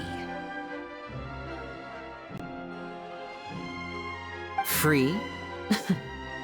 Do you really think so? Caesar once told me that even though the world is filled with lies and falsehoods, we must find our own truth. I think that applies to you too. Truth can take many forms. Prized possessions with nostalgic value, fervent hopes and dreams, and irreplaceable people. Life took many things from you, and those wounds never healed. When they ached unbearably in the dead of night, stealing became your way of numbing the pain. What are you trying to say? I'm saying that for the last 10 years, you've been living a rather uneventful life. Perhaps that's because you found something other than a life of crime to fill the hole? Back to Lorenzo for a second. He murdered his own master, played along with your act, and took pains to make sure any suspicion would be directed towards him. But what did he have to gain from all that? He knew who you were and the things you'd done, and despite that, he was willing to give everything up for your sake. He's the reason that you haven't felt the compulsion to steal in all these years. You're more than just accomplices in murder. You're the only real friends each other has. So I think you know, deep down, that he is the only truth you have in your life.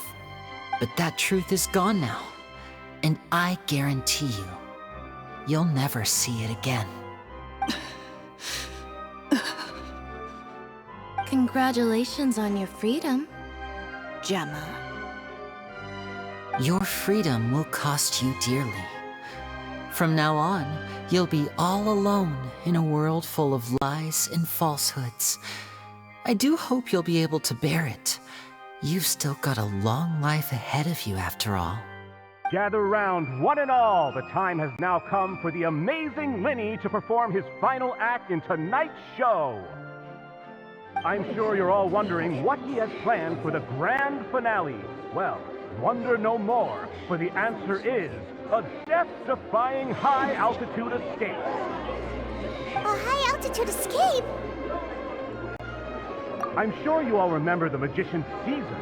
This was the very trick that led to his fatal fall, after which he was dubbed the Phantom Weasel. So we have now learned that Caesar was wrongly accused, and that the real Weasel has now confessed to their crime. Guess that's my cue to leave. Whew.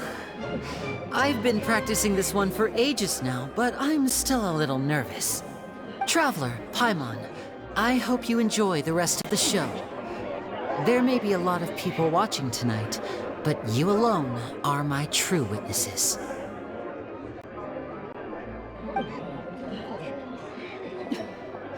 Lyney, wait. You two hid a lot from Caesar. He went to his grave without ever knowing your secrets. So what about now? Are you an open book? Or are you still the same as ever? You don't have to tell lies to end up isolated and alone. One day, you'll end up exactly where I am today. Maybe then you'll finally understand. You're wrong. I'm nothing like you. Huh. So, what are we, doing now? Like Lyney said, when you're ready, let's head outside and watch the show. But what about Gemma? She'll figure out what's best for her soon enough. Oh, and if you'd like to see Lyney after the show, you know where he'll be. The usual haunt. All right. Well, let's go and watch Lyney's finale then. This trick's a pretty dangerous one, but he should be able to pull it off, right?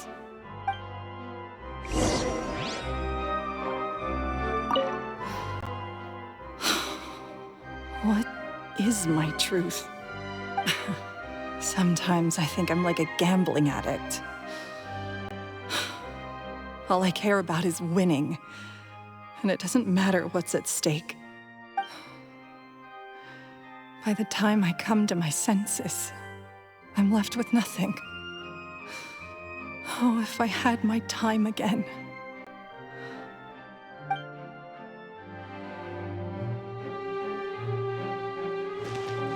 Magicians are not like thieves. Thieves only tear things apart. But good-hearted magicians, they put things back together.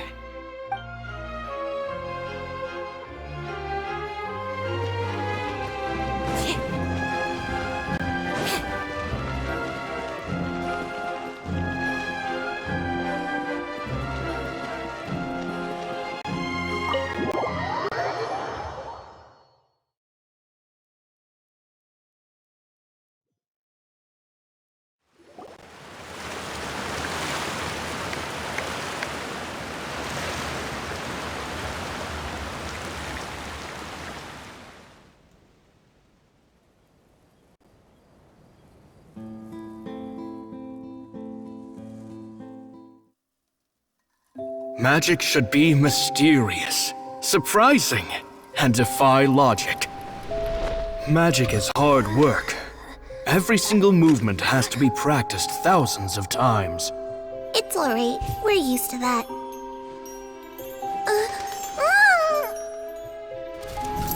We're sorry. You've taught us so much, but we can't tell you the whole truth. It's okay. Do you still remember what I told you?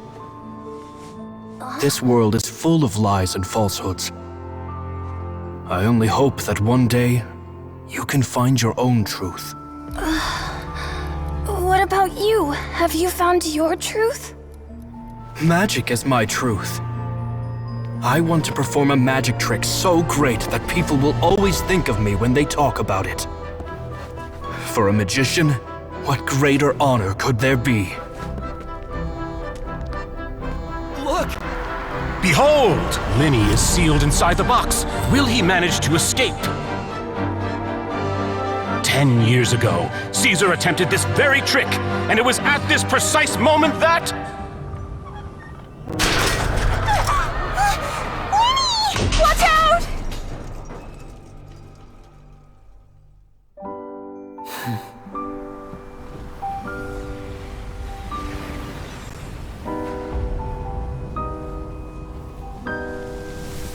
Mysterious.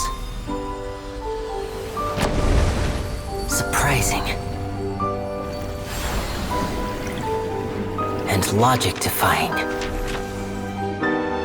Isn't that right? This honor belongs to you, Caesar.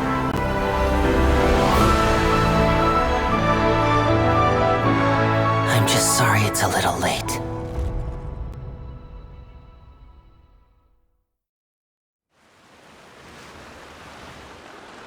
Did you see that? 1 minute he was falling, and the next, he turned into flowers. How could he possibly have done that? How mysterious. I didn't blink once. He just vanished, right in front of my eyes. What a heart-stopping magic show! This was really worth the trip. Caesar's name has finally been cleared, and Fontaine's new star magician Lyney has fulfilled a wish on his behalf. Oh, I couldn't ask for a better grand finale. It will make a great headline for the Steambird tomorrow, even if I do say so myself. Whew. Looks like everyone really loved Lyney's grand finale. Paimon doesn't see Lyney anywhere. Where'd he go? Oh, Lynette said he'd be waiting for us at the usual hunt. But, where is that? Oh, you mean the one where Caesar's buried? Yeah, that's probably it. This whole magic show kinda seemed like Lyney's way of saying goodbye to Caesar. So it makes sense that that's where he'd be afterward. Alright, let's go look for him there.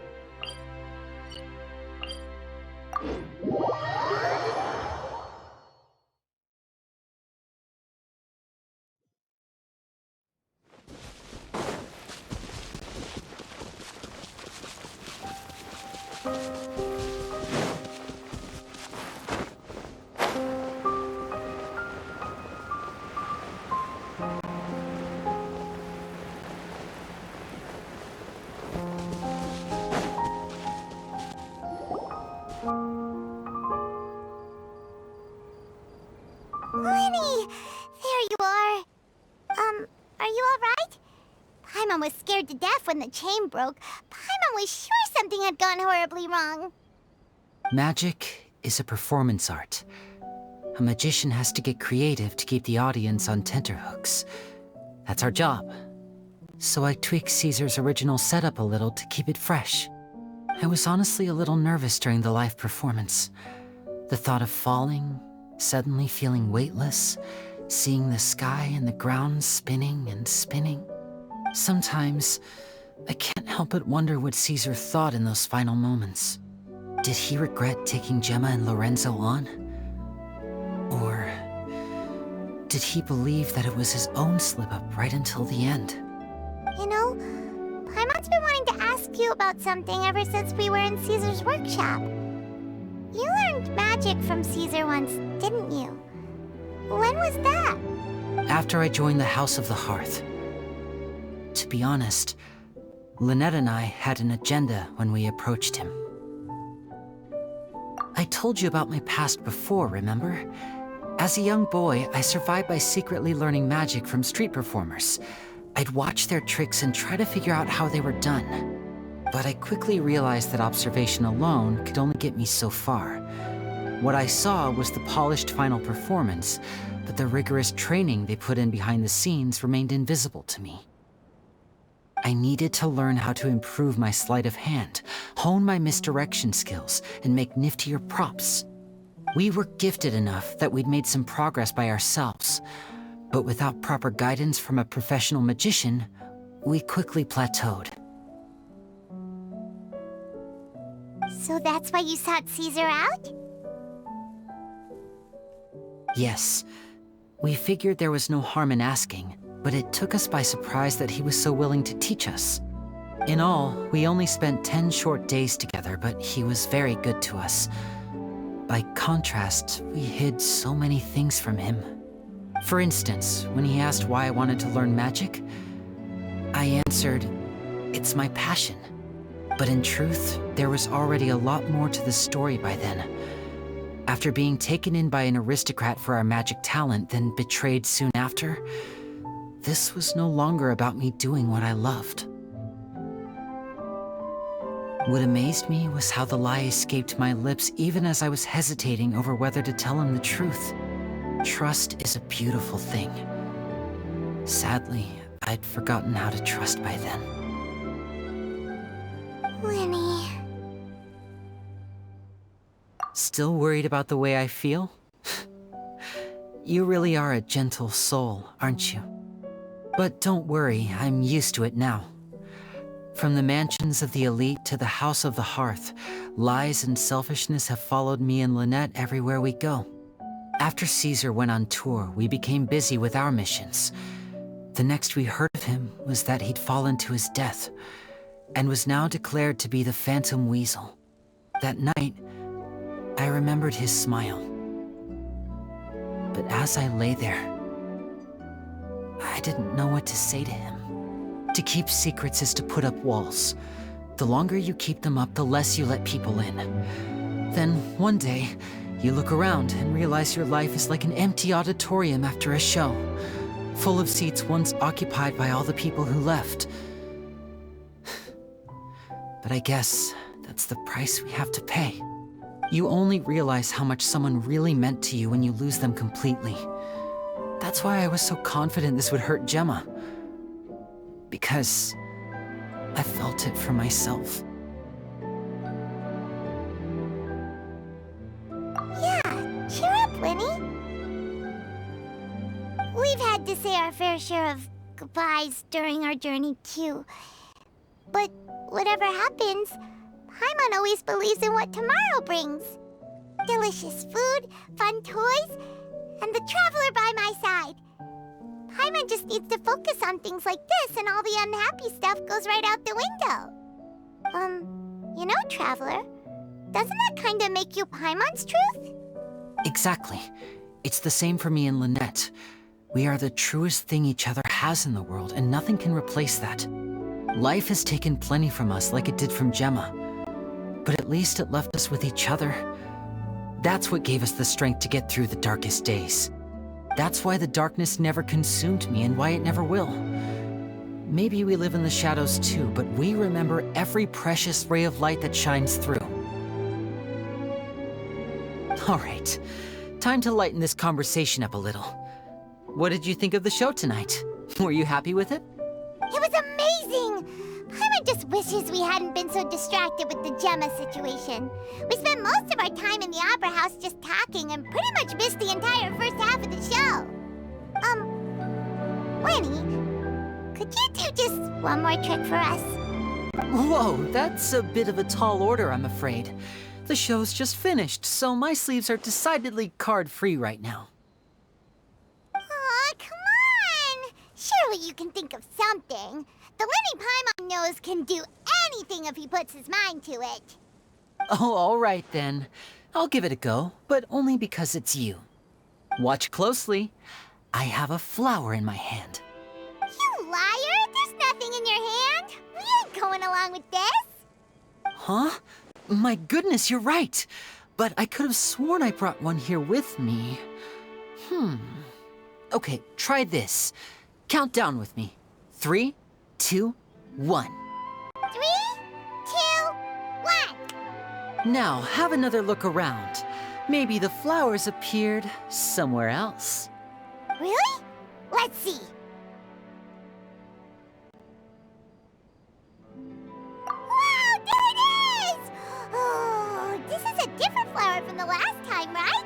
This one's called, oh yeah, a rainbow rose. But more importantly, Paimon has to know how the trick is done. Please, Lyney, pretty please! Well, if you want to learn magic, you'll have to start by addressing me as teacher. Fine. Please, teacher, please. Since you asked so nicely, I'll share one little tip with you. Namely, the student of magic cannot solely rely on others being prepared to reveal their secrets. You have to observe, think, and find the answers for yourself. Is that it? Look at the time. We shouldn't linger here too long. Thanks again for coming to see my show. I bid you both good night. I look forward to seeing you again. All right, fine. See ya. Shall we head back now, too? Oh, Paimon can't wait to read The Steambird tomorrow. Paimon bets Lyney and Caesar will be plastered all over it. Let's head to the Steambird's offices tomorrow morning and see what we can find out.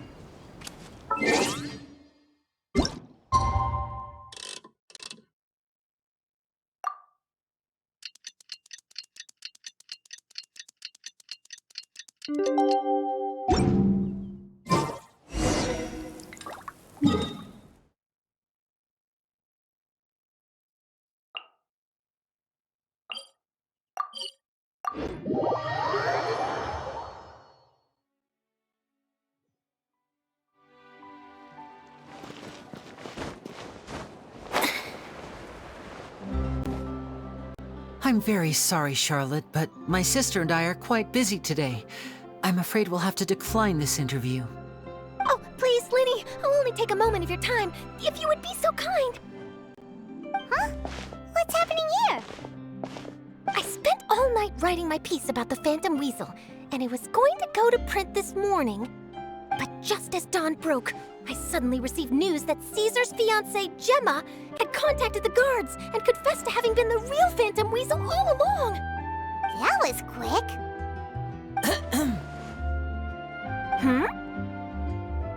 Too late, bro. That was quick, you say? It sounds like I've got some catching up to do. Please, fill me in. Whoops. Aha! My instincts did not lead me astray. You do have something to hide. Gemma turning herself in must have something to do with Lyney's performance last night.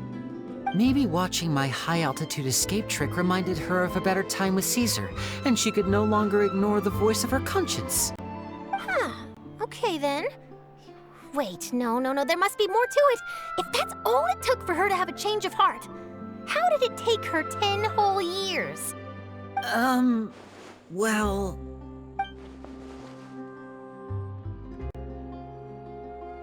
Oh, I remember now! You and Gemma were nowhere to be found after the show. What happened between you? Quickfire question! Where did you all go after the show? Oh, we went to the cemetery and Lyney did a private magic trick just for us. Actually, glad you mentioned it, because that reminds Paimon, guess what? Lyney started using rainbow roses in his tricks. What? I don't recall ever having received a rainbow rose from you myself. Is this supposed to mean that they're more important to you than your own sister? No, I just, What now? Oh, did Paimon say something wrong again? This is getting pretty awkward. What do we do, Traveler? Seems like this interview wasn't meant to be. Well, never mind. There's always next time. Forgive my persistence, but when there's explosive news waiting to be found, I can't turn away. The news about Gemma has already made waves, and I'll stop at nothing to get to the bottom of it all. Apparently, one of the things she said to the guards was that her final wish is to see Lorenzo one last time. Ah, there's clearly a web of complicated relationships there. Can't blame me for being curious. All right, I guess I'll leave you to continue the rest of your conversation in peace. Bye for now.